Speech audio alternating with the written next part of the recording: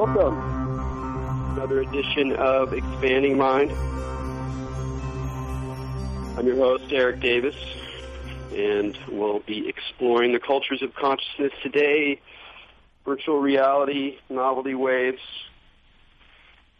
It's good stuff. I first met our guest today, Bruce Dahmer, back in the day, in the 90s, the heady days of virtual reality and cyberspace, which, if you didn't go through them, probably sound kind of dorky. But let me tell you, it was exciting. With the internet kind of moving into public consciousness, the birth of the World Wide Web, the popularity of cyberpunk science fiction from the late 1980s, the psychedelic electronic music revival of the early 1990s, all of these things fed into a very interesting period that's not really acknowledged or talked about too much. And in that environment where I first came across Bruce's work, and he's one of those characters that could only exist in the Bay Area. He dresses like a magnificent hippie with, fabulous, Renaissance freak costumes that he designs himself, and yet he manages to, do gigs for NASA and high-end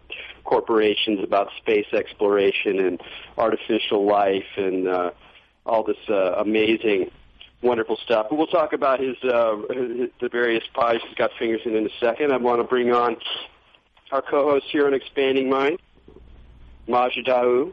Hey, Maja. Hi, Erik. How's it going? Pretty good, pretty good. It sounded like the theme music was coming back there for a second. Yeah, it follows me around. Have you? You're in the grocery store. You're like, oh man. Have you ever done like a virtual reality thing, like with the goggles or the hand and flying through virtual spaces and stuff? I totally have never done that, but my uncle was working with a lot of virtual reality stuff, and I did get invitations to do it. He was actually friends with William Gibson, and he was, from the Bay Area too, and was working on artificial intelligence, and then he was in all that crazy stuff. So I only know about it vicariously through my uncle. Yeah, that's good. He's still got some interesting connections there. I mean, You still you had a little taste of that crazy 90s world as well, though. Yes, I read Snow Crash and the whole thing. I know. It's amazing how much these ideas sort of drifted between science fiction and imagined possibility, and then back into science fiction, and it's very rich stuff. But with that, let's bring on Bruce Dahmer. Bruce, thanks for joining us on Expanding Mind. Hello, Erik. Hey, man. Good to hear you. Where are you? You're calling from? You're at a conference or something? I'm in beautiful Ojai, California. Down in Southern California, the place where the film Lost Horizon was shot, the Shangri-La. Yeah, it's a beautiful place. I mean, one of the nice things about the Ojai Valley is it's one of the only sort of east-west transverse valleys on the whole sort of, North American coastline, which is generally very north-south. So you get this very interesting, beautiful light when the sun goes down, because the sunset light radiates through the whole back of the valley as you head towards the desert. It's a really extraordinary place. A lot of mystical stuff went down there.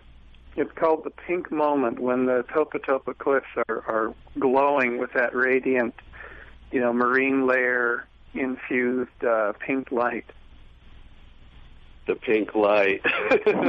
Always be aware of the pink light. So, there's so many places to start, but just because we were talking about virtual worlds, and I was just today I was actually reading a really excellent book about science fiction. I mean, it was by a literary critic who's kind of trying to come up with a different theory of what science fiction is, and that was pretty interesting. Idea of that. What happens with science fiction is that it creates ways to try to describe objects that are real objects, real conceptual objects, but they're really hard to imagine. So it has to go through all of these different special sort of techniques in order to sort of embody this, like an idea like, the global network of consciousness. You're like, what is that? That's like that's not like imagining, a revolver or a box of cereal. I can do that one. And in a book, you can just say, a box of cereal was on the table. But you can't just say, the network's global mind was on the table. You're like, what? That doesn't work. You have to, like, build up to all this stuff. Anyway, so she was talking about all these forms of cognitive estrangement and these interesting kinds of objects, but she talked about cyberspace, and she talked about how this idea developed in a fictional world, and William Gibson coins the phrase. He imagines this three-dimensional interactive environment that there's a few precedents for in science fiction, but not really, not very much. It was a genuinely novel vision, and then, as the early 90s roll along, it sort of becomes the way of thinking about this actual space that's being developed. And I know you were right in the heart of all that, so I'm just kind of curious about your story, how you got into the virtual world stuff and the kind of things you were up to there back in the day. Well, I think as a kid, I always had this 3D mind. I was always piloting my spacecraft in the fleet and zooming into planets. I did in the 70s, while being very bored at school, I would draw planetscapes, civilizations, overhead maps that would grow over time. So I was a total sucker for this stuff. And I, too, read Snow Crash. And in the early 90s, I was living in Prague leading a team building 2D software, Windows and icons kind of things. And then I just one day thought, you know what? This World Wide Web thing is coming. I'd seen it in 1993, the Mosaic interface. I thought, that's not so interesting, because cyberspace, that's an interface. Cyberspace is one day going to be a place, and it's going to have a face on it. And so I bought a van. I drove all around North America looking for anybody working on this thing, and I found groups at Microsoft, universities, hackers. I said, there is a vision, and this thing is coming. And in 94, located in the August Bay Area, living in the Redwood Forest, and set up a couple of organizations and started to build a social network and an organization that eventually we held 6 or 7 conferences on this thing, and I wrote a book about it. So as it was, before it came alive, we had a big brainstorming session where we said, if there were avatars, if there were multiplayer games or large landscapes, what would they be? And this brainstorming document sort of informed everything. And as these environments started popping up in 1995, 96, we got all those people together, and we got them in the same conferences and in the same experiments, and helped power the medium up. Yeah, I mean, it was a very exciting notion, and even just the whole idea of avatars, which is the name of your book and your world, and the kind of all the creative thinking about identity and all this kind of stuff. And it must be very interesting. I mean, it's for me to look back. I mean, I was not as involved in producing this stuff. I was like a journalist and writing about these things, tracking them. But when I look back at it now, where it's like simultaneously, you're like, the vision came true. Because you look at Second Life, you look at World of Warcraft, you look at all the social networking and the icons and blah, blah, blah. And at the same time, I go, the vision did not come true. There's something missing. And I'm really curious. Yeah. I mean, you're an upbeat guy, but you also have what's going down on this somewhat tortured planet. How do you compare, like, how things have developed in virtual reality with social networks and 3D spaces? In comparison to where you saw the potential when you first saw this stuff on the horizon? Well, interestingly enough, and this goes back to the birth of any new medium. So in the beginning of radio, people thought radio was going to be a two-way transmission thing where you could teach classes between towns. And the beginning of automobiles. So everyone built their own. There were 500 automobile manufacturers in like 1910 or 15, and they had steering wheels on one side or the other and different ideas of what engines should do. And so in the mid-90s, when the explosion of virtual worlds happened, what happens is you get everyone experimenting, and then they fill the niches. They figure out what the affordances are, and they invent the medium. And then the second round, which started with Second Life and there, and they just kind of aped to what was done before. There was very little innovation in the second round virtual world. It just got a little bit more widely used. And, of course, multiplayer gaming got much more widely used than social virtual worlds. I think we're coming to a time, there's this period of this interregnum period where we're going to see everything come into some grand convergence. I'll give you an example. You know, if you went to the movies in 1905, you'd be watching the Keystone Cops and black and white, 20-minute shorts with no sound, and you think, well, this is not a realization of a dream. I can go and watch live theater and have something much more emotive. But by the time you came to 1936, basically you had color, you had stereo, you had incredible experience.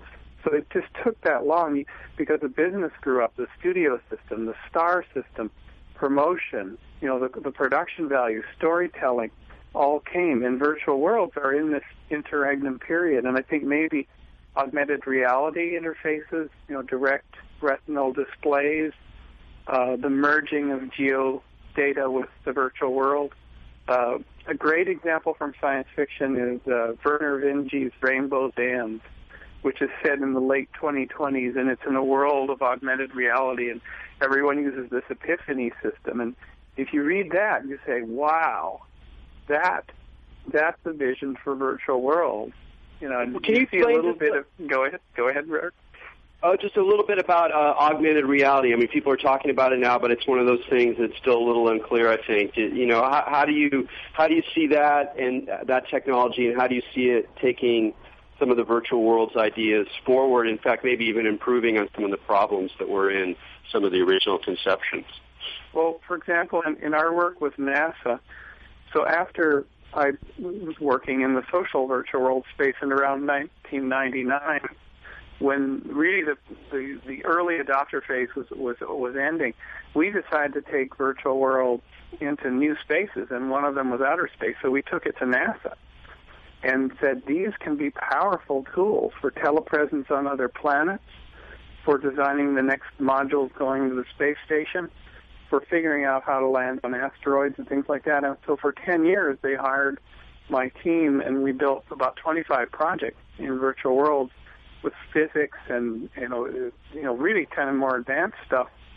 And one of the things we realized was, if astronauts on the space station or astronauts that are outside and, in their spacesuits doing construction, doing maintenance, they live in this totally augmented world.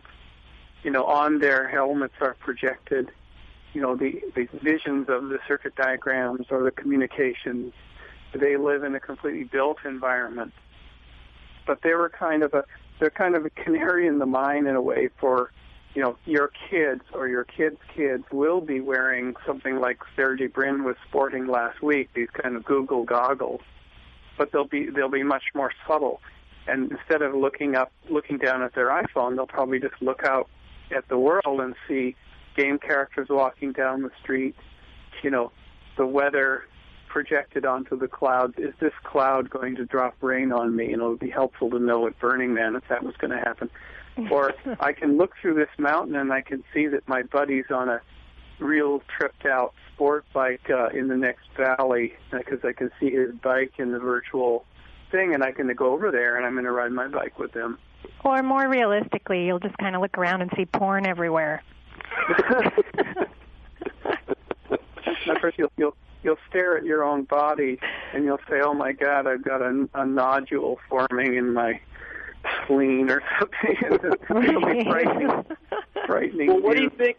Since obviously something like this is coming, and there will be enough adoption that it will become a real social force, and it will obviously really.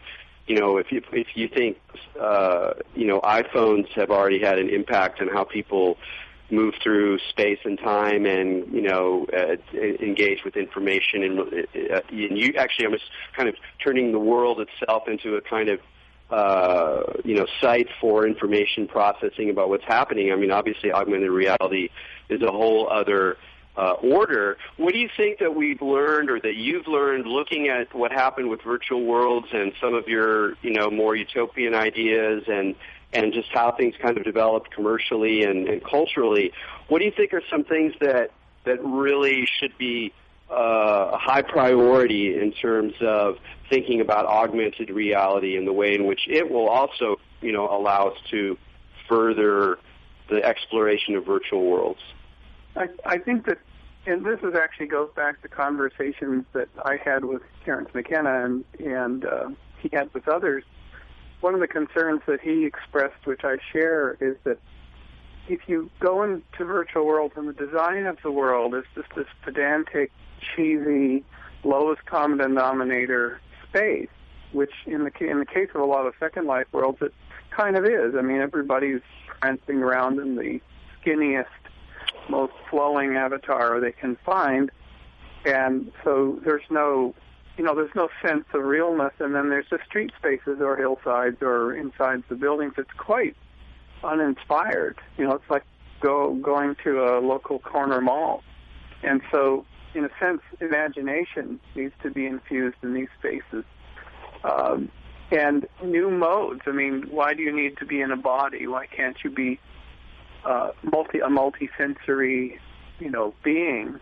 Why can't you experience but this, something to me, new? I mean, this addresses a really kind of pertinent thing with the virtual reality business. And I don't know if you read any of those articles, like with the Korean couple, they let their own baby kind of like fall into disrepair while they were taking care of the virtual baby. And these kind of things where, as a result of living in these imagination virtual worlds, people's physical bodies can fall into extraordinary disrepair. Like, as you mentioned, in their avatars, people will pick these very unrealistic kind of, thin, flowy, elfy people. But then in reality, many of them have serious health issues that they are not confronting, and then, participate in these virtual worlds. I mean, what do you think some of the ramifications of that are? Like, how do we have a good, healthy relationship with the imagination virtual world while still kind of maintaining our meat suits? Yeah, that's the tough one. And, of course, it's Damasio at USC, the well-known brain researcher. What they have found is that if you're using virtual worlds or using just texting or tweeting or any kind of interface where you're constantly getting interrupts, it's shooting cortisol into your system. So you get a high from this kind of a stimulus. And it comes back to rapid eye movement. If you were a primate on the plains of Africa and you were walking along and suddenly your eyes move rapidly, it's usually because there's prey, or you are prey. And so the cortisol system kicks in and the adrenaline system kicks in.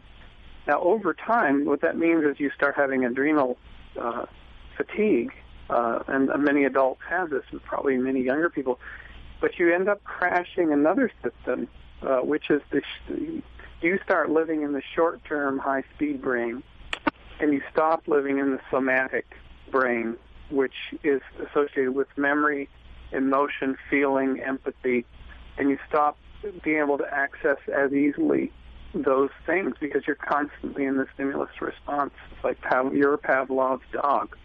So that is the bigger issue, the big brain experiment that is carried out now on 2 billion people constantly that is changing us. And the earlier you start as a child, the more you're going to have this, biochemical reprogramming, structural reprogramming from an early age, and that's the big news. That's the big untold story that's going to affect the 21st century more than anything. So, how do you see that changing the way that? I mean, I can think of some things sort of anecdotally, but how do you see the way that shift in sort of brain response and even kind of the location, if you imagine the brain, as a modular system, which it is, and the mind is a modular system, that you're bringing forward certain kinds of responses to the environment, certain kinds of, adrenally informed intensities. How does that start to do you see signs of that around? What does it look like? What do you see as an indice of this kind of shift? It's fairly huge. What you see is the ordinary person, their attention span, before they go and look at their phone, or their ability to kind of be present is I think, in rapid decline.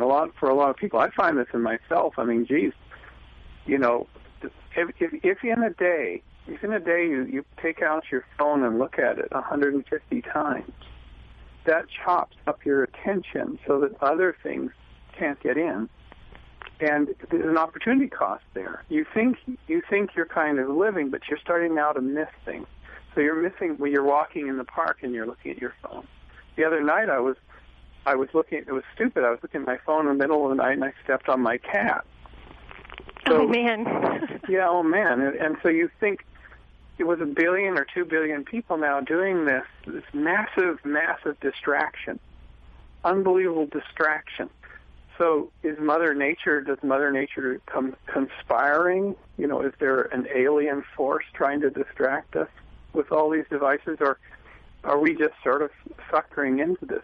The cost is going to be fairly high. I think it's going to be in human relationships, in the ability to create art, in the ability to do deep thinking in philosophy or studying history, solving hard problems in science. I mean, I'm working basically on the origin of life.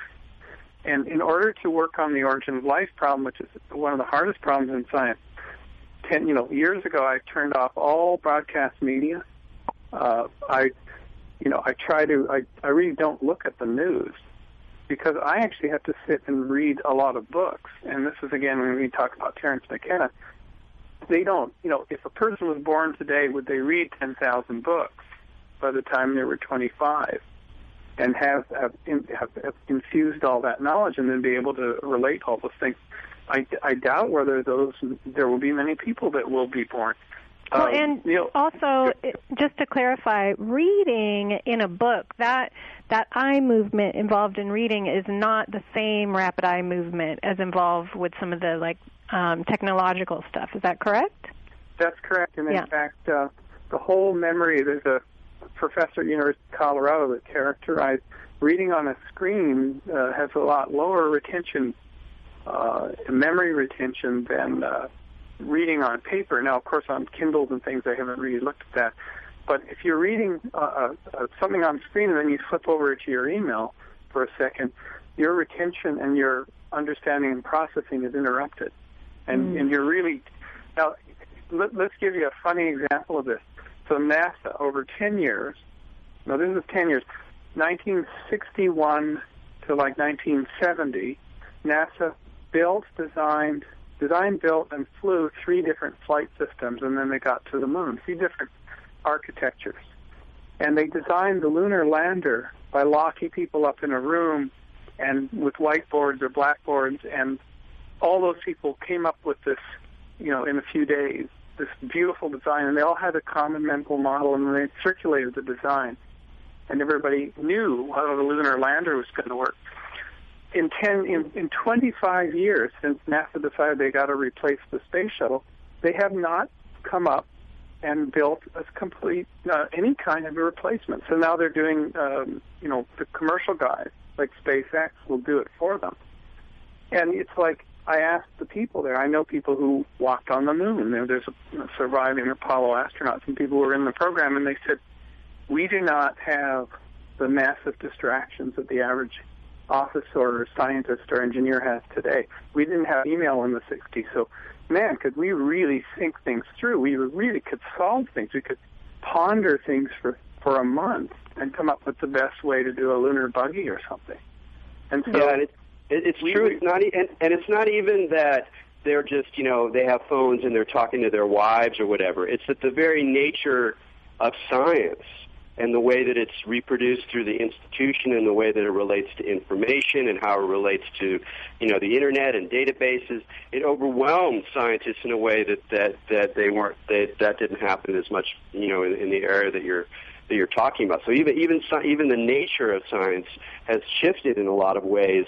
In terms of more and more of the problems that people are dealing with are just these massive informational overload problems, and just trying to figure out how you can correlate information that's already there. I mean, it's totally clear that there are solutions to scores of problems that are buried away in the matrix, but all they require is some savvy correlation. Well, this guy figured this one thing out about DNA replicators over here, and this guy figured out this one thing about photon emissions over here.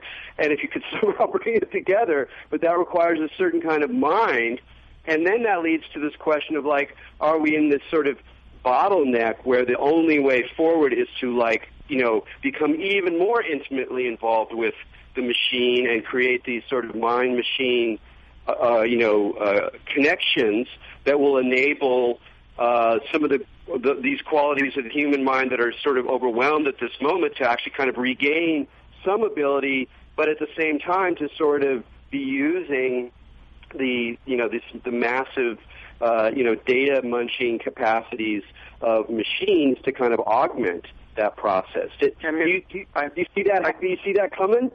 I can tell you, I just turned 50, and doesn't feel like it, but I took on this project of defining how to build a machine that synthesizes real chemical experiments with computers, massively parallel grid computers, to work on trying to get a chemical solution closer and closer and closer to a prebiotic state where you could actually see biological activity. And this would be before life is observed, but things would be happening in them that are rich and suggestive that if you ran the experiment for another million years, which nature needs, you would see the emergence of a living molecular machine.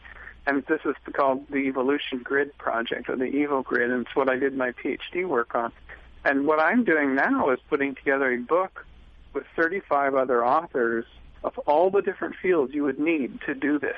And it's complexity theory, and it's the design of imaging chemicals, and it's the complex polymerization techniques, and it's robotic chemistry, combinatorial chemistry. Now, if only you can get each of the contributing authors to read everybody's essays and not just their own, maybe we can make some headway. And that's the goal, but the problem is, as Erik is pointing out, is there's so much information. I know it's going to fill my brain completely up to bursting in the next year, but I don't know of any system, other than a human being and a crazy weird one like me that's going to take this on, of doing the correlation to come up with something new that's across fields. I think you probably need to get away from specialists. You need generalists to do this, and the human brain's the only thing, the only game in town. But then you're really producing one result, and you hope that people read the book, and the book may not be read by anybody. So because there's so many books and there's so many publications, and everyone's supposed to produce more and more publications. So for the both of you, how does humanity make progress on key problems in this milieu?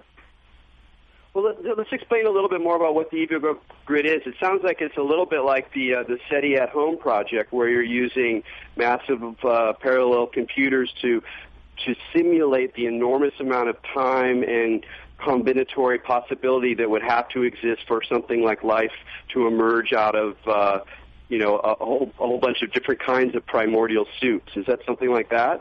It's exactly right, Erik. And in fact, during a big conference in France last summer, I was deeply depressed because I was a week away from defending the PhD thesis, in which we had done hundreds of thousands of small volume chemical simulations in computers. And we found one of the results was that it's just far beyond the capacity of computers to do this stuff. And so I was depressed, sitting on a park bench and with another researcher, and then popped into my head with this idea of, no, let the molecules simulate themselves. Do small volume chemical experiments and roboticize them. So this would be like SETI at Home. We call this the chemo grid for chemicals. And you would be able to build your own microfluidic array at home, or your own Maker Faire kind of thing, that as long as you injected the right starting things and you did the right analysis and imaged it would start more experiments, at a big lab somewhere, which would start another set of 500 experiments somewhere else. And you just pass the hot potato of the results on between these grids until, that hot potato is generating a richer and richer soup, and somebody sees something, or a computer system rings a bell and says, I've seen dividing protocells that divided again. And that's bingo. So are the individual units, are they all just simulated, or are people actually doing chemical experiments? Real chemistry. Real chemistry. Oh, okay.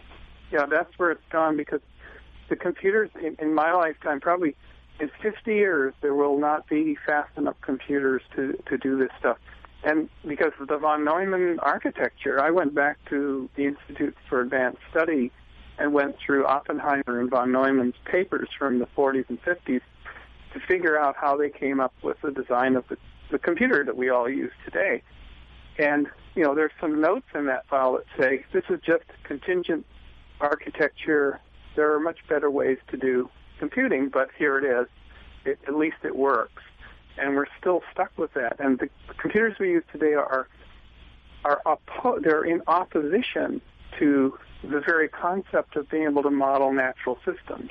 This is where, science fiction ideas like the singularity and whatnot completely break down. I've discovered the horrible truth that digital computation is based on such a flimsy and weak architecture that we cannot go very far with it, the way that it currently works. Wow, that's some fascinating stuff. I want to talk more about that, but we're going to take a break here on Expanding Mind. You're listening to Erik Davis and Maja Du. We're talking to Bruce Dahmer, and we'll be right back after this.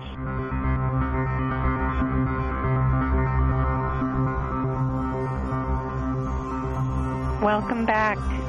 This is Expanding Mind on the Progressive Radio Network. I'm Maja Du, and we're here with Erik Davis, and we're talking with Bruce Dahmer about making life possible. And, of course, one of the things that I think always comes up, as well it should, is the whole ethical situation with getting closer to being able to technologically, chemically, biologically reproduce these kind of situations. I think it's very ironic that you got started on this path in Prague because, of course, that's the spot where Rabbi Lowe made the golem, in man's attempt to create life and become as God. And that, of course, spurred the whole Frankenstein situation. And, as much as there are always these attempts, there's the Miller-Urey experiment. People are always trying to kind of get to this thing, to have life get created, for man to kind of take on that godlike quality. And I was just wondering if you get confronted with those ethical issues, if they come up in yourself. Do you think about, like, Eric Drexler's ramifications of, like, the great goo that could get created in our attempts to do this? Or how has that kind of come up in your world dealing with this stuff? Yeah, thanks, Maja. These are good questions. By the way, my last name is pronounced Dahmer. Oh, I'm so sorry. Dahmer. So think Daimler-Benz and take the L out, and you have me. I'm a Honda more than a Daimler-Benz. Interestingly enough, in the project that is now, it's become a book. It was a PhD thesis. It was a running system at UC San Diego, the computer part, and now the book. We have two philosophers writing for this, and I will be recruiting somebody from the creationist side of the fence from a previous book project who showed a great interest in this origin of life experiment. And I said, you believe that, God created life, and in fact, if this Genesis engine, as we're calling it, that's sort of the popular name for these things that I'm trying to put out there, a controversial name. If a Genesis engine works, and you have something that looks like it could become a living system, and I want to clarify what you're going to get out of a machine like this, out of an experiment. You're not going to get a living system. You're going to get something that is prebiotic, but right. It chemically. There's all kinds of neat things happening, like the little bubbles are dividing and dividing again. They're eternal. But truthfully, if life began on Earth that way, it was very, very fragile in the beginning. To give you an example of life as it could have been 4.0 or 3.9 billion years ago would have been very, very frail, little silvery lipid vesicles with a bunch of molecules inside. It had just barely learned or just barely evolved how to do the metabolism thing, how to get rid of waste and maybe code a little information of when the next division's going to happen.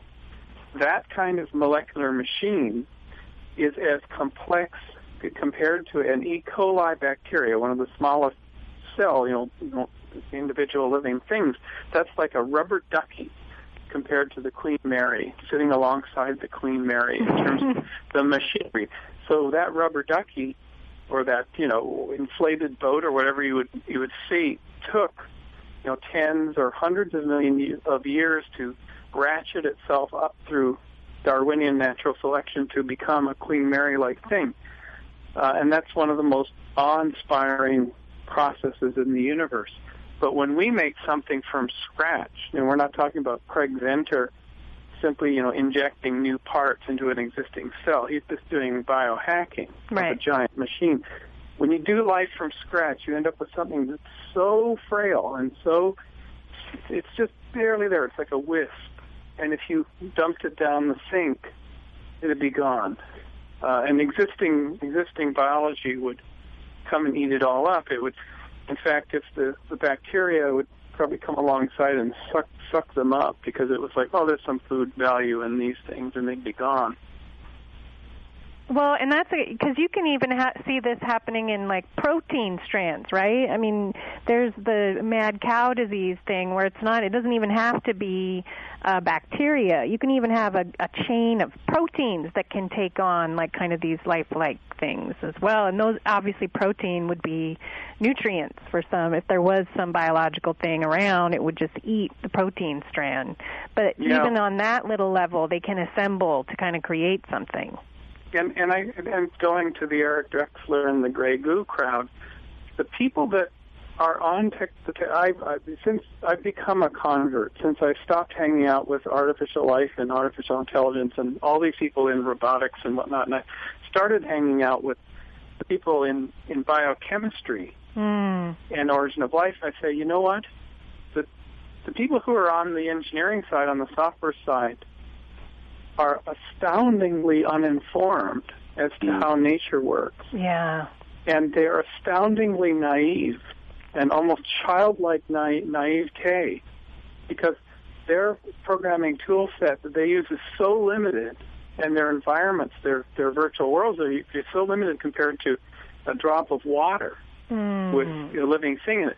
And so they live in a virtual reality of their own, and they believe that all things are possible, and yet I think it's a grand delusion. So things like, like Ray Kurzweil's prognostications and, fears, from science fiction, we can barely keep an automobile running for more than a certain period of time, or the Internet itself is a constant handwork of maintaining and fixing crash servers and restarting services and stuff like that. Human technology is very, very fragile, very frail, and can't really do much autonomously. NASA's rovers on Mars, in sort of attempting to make an autonomous rover that could figure out its own trajectory and do its own sampling and do its own health monitoring, the farthest they've got is that the Mars rovers can be programmed to drive for, say, 30 meters. If they go up on a rock, they'll stop because the attitude has changed. But it's really human beings that are infused in operating those rovers every day and putting their intelligence into the rovers that made those missions successful. It's not autonomy. Well, this is really a powerful message to hear, especially for those of us who, are a little bit more on the sidelines, watching some of the singularity rhetoric and really feeling like this sense of this kind of naivete, and that there's just once you just create the concept of a simulation and then you meld it with the concept of a kind of quantum computer, you go, well, I guess that could do anything, and And maybe it could with farther enough down the line. But hearing you, someone who's been increasingly immersed in the real biochemistry of the situation, make that pronouncement, especially given your background and the people that we've come up reading and being inspired by. It's a really, really significant thing. I mean, it really goes down to in so many ways and in so many levels, we are human beings right now are just alienated from the biological reality. And you can talk about that on a cultural level, you can talk about that in terms of resources, but even on this sort of scientific, technological, intellectual level where people are really trying to imagine the future, there's this huge gap, and I'm curious how you see that. Is that changing? What can happen to help that change? How do we, in a way, we kind of have, if you see that reality, there's sort of an obligation to disabuse people of these naive technological Promethean ideas, because they're not going to work. And if you go too far forward with these weak concepts, you might actually create some really, really problematic situations. So how do you see the kind of technological evolutionary shift that needs to happen?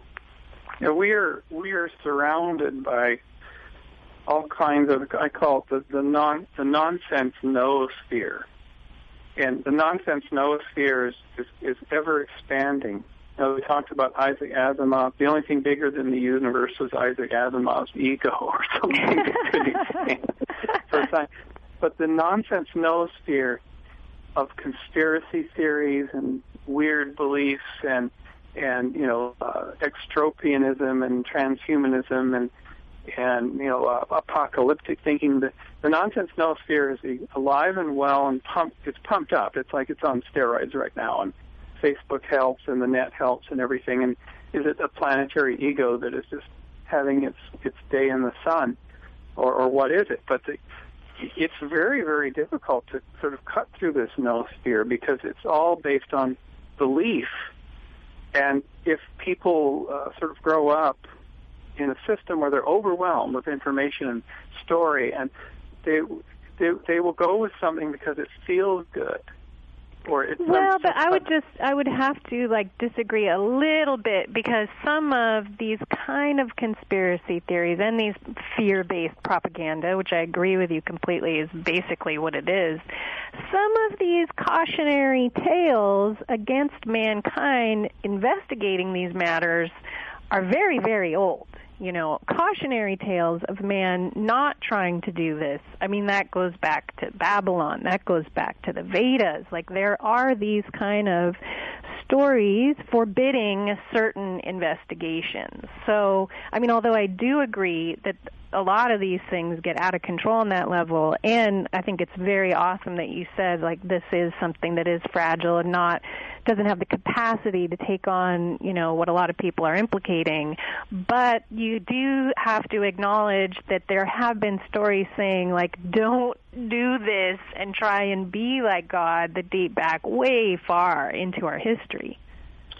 Oh, yeah, and the good news about this time we're in the 21st century is we really have a huge amount of human beings that are highly informed, who are actually working on serious problems and finding solutions, who are doing seriously good art, great music. I mean, it's actually the noise of the nonsense noosphere is not drowning out or crushing that effort. That effort is going along. Right. And we that's the good news. The bad news is the wasted minds.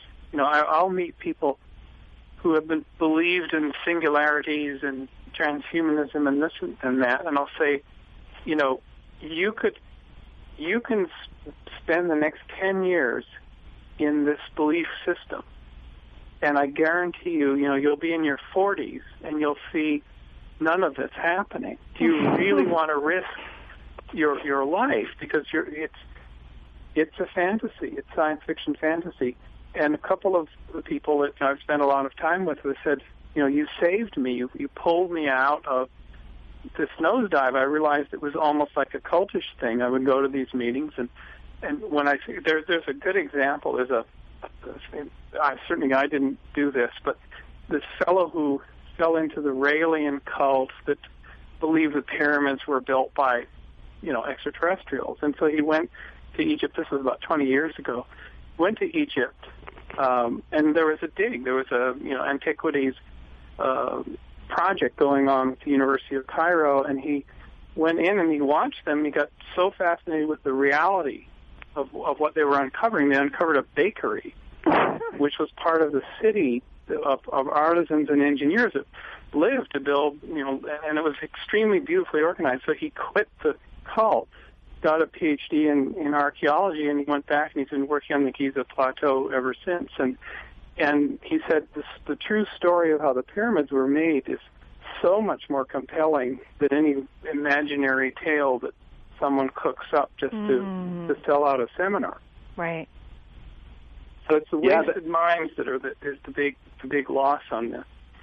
Well, it's a funny thing, and I think that a lot of the Singularity crowd, because they ascribe to a certain kind of rationalism, certain kind of faith in enlightenment, reason, that they've kind of protected themselves from the recognition that anybody or a lot of people from the outside can totally see that there's something profoundly religious and sectarian and quote unquote cult-like in aspects of that worldview. I mean, as someone who studies comparative religion, sociologically, intellectually, whatever, it's like it's just so obvious. You're just like, oh, you guys. I mean, you're just running through this process with different lingo, a different image of the kind of millennial apocalypse, but it's pretty obvious. But because it runs on a certain kind of reason or idea of reason, in a way they're sort of protected from that observation. But before answering that, I just wanted to let you know that we got about 10 minutes left, and we haven't even talked about Terence McKenna, which is again one of the things that that you and I have hooked up over in the past. And I know you've done a lot to kind of keep his name out there and to work on archiving materials and work on video archives and having conferences, talks at Burning Man, stuff on podcasts. So it's been important to you, even though you're very busy, got a lot of stuff to do, important stuff on your plate, to kind of keep Terence in the mix. And I just want to give you the opportunity to talk about why, like what it was about meeting him and his ideas, and really how he informs you as you ask these kinds of questions that we've been talking about today. Well, interestingly, with Terence, and I knew him in the 90s. He passed away in 2000. We traded places. He helped me to explore some of his worlds, and I helped him learn about the worlds of cyberspace. And we were sort of comparing, what can the mind render? What realities or virtual realities can the mind render, but can they be matched at all to the vividness of the realities that technology renders? Those are two technologies doing the same thing. So that was fascinating. And then we were planning a workshop at Esalen, and then the poor fellow up and got himself a terrible condition and passed away. And so I didn't really think about him for about 4 or 5 years. And then one night I sat up in bed, and you always sit bolt upright in bed when you have powerful ideas, and the words in my head were, "Terence, you left too soon, I'm bringing you back." And then shortly thereafter, a fire raged through the office, the in-town office of Esalen Institute, and destroyed all his papers, all his massive collection of books, all chemical books and whatnot. And I called up my friend Lorenzo Haggerty, who runs the Psychedelic Salon podcast, and said, Terence is gone. His physical archives is gone. And I was in the middle of trying to handle Timothy Leary's physical archive at the time. So Terence will only exist in cyberspace. So put out a call and tell people to send in their cassette tapes, recordings, and gradually over 5 years we put Humpty Dumpty back together again. And now there's a big corpus of his talks. So it allowed me to study the man. And then I started interviewing people who knew him, family members, a lot of help from his brother Dennis on this, and discovering the totality of Terence. Who was he? Good, bad, and brilliant, and ugly and this and that. With Timothy Leary, I mean, his life was a kind of a train wreck. He was a high dancer. He was brilliant, but it was an astonishingly chaotic trajectory through life. And with Terence, he was more of a thinker and a reader and a synthesizer. And so it's a conundrum. So by this fall, I recognized I had this huge load of insight into Terence, and we were doing a program all this year called Terence McKenna Beyond 2012. We did one in L.A., Esalen coming up in June, Burning Man, and a couple more events. And I was like, how can you summarize this man's life? How can you make sense? Because he shouldn't be worshipped as a saint, but he should be appreciated as a brilliant, insightful storyteller, synthesizer, historian, scholar of that sort. And I know, Erik, you did an absolutely beautiful job in the final interview with Terence in late 1999. And it's a conundrum, but it's also an interesting challenge of how to, in 2 hours or two days on a weekend, how to wrap up this man's legacy and say what is valuable to carry forward, what are lessons, what were just cockamamie ideas, what are the most entertaining things that he uttered. Real challenge. No, it's an interesting one. I've thought a lot about this. I'm looking forward to Dennis's autobiography story of his life with Terence very much, because he occupies such an odd place. You were talking before in comparing it to Leary, and it's like Leary was the expansive, visible, electric, neon, high wire dancer.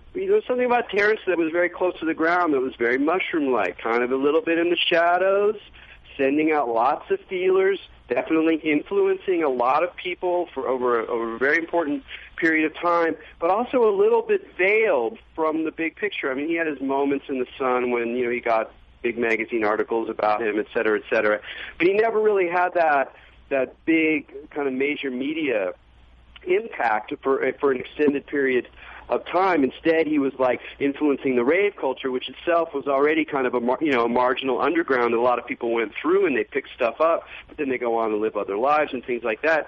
And it's really interesting, because it's like I have the same impulse of it's just really important that people for whom Terence would be important to have the opportunity to be exposed to him and his voice in particular, and the way that he synthesized information on the fly, and his humor and his darkness and the complexity of his character.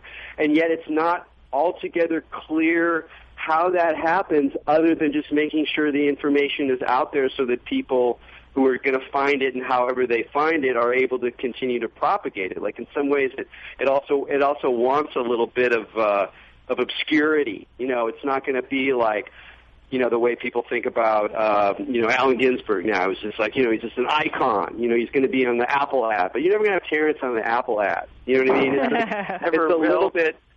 What's that? We'll never see him on Think Different. Exactly. There's just a little something, which I think is really positive, but it makes a challenge for precisely what you're doing. So, what I did in the end, Erik, actually after listening to your interviews again, I was prepared, and I interviewed a lot of different people. I told Dennis, there's so much stuff here, I can't even begin to think about it. And there was some dark side stuff too. And Dennis wrote back and said, I know it, and I'm writing the book, and it's my load to bear, my burden to bear. What do I do? What do I talk about? Do I talk about everything? And so I said, what I'm going to do? I'm going to write an ode. And I wrote a piece of poetry, an ode to Terence, about 3 pages long, which I read off in Los Angeles. It's in the podcast. And it's got it's very much like you're saying. It has a lot of veiled things, you'd have to do the research to understand some of the things, but it actually does tell the story of the whole man in, 2.5 pages or less. You know what? Unfortunately, we got to end it here. We're at the end of our time. I know we're going to have you back, because this was an awesome conversation. People can find out more stuff on damer.com. My fault. DAMER.com. And thanks so much for joining us on Expanding Mind. Thanks, Bruce. You're very welcome. from Maja and me to all you out there, keep your minds open.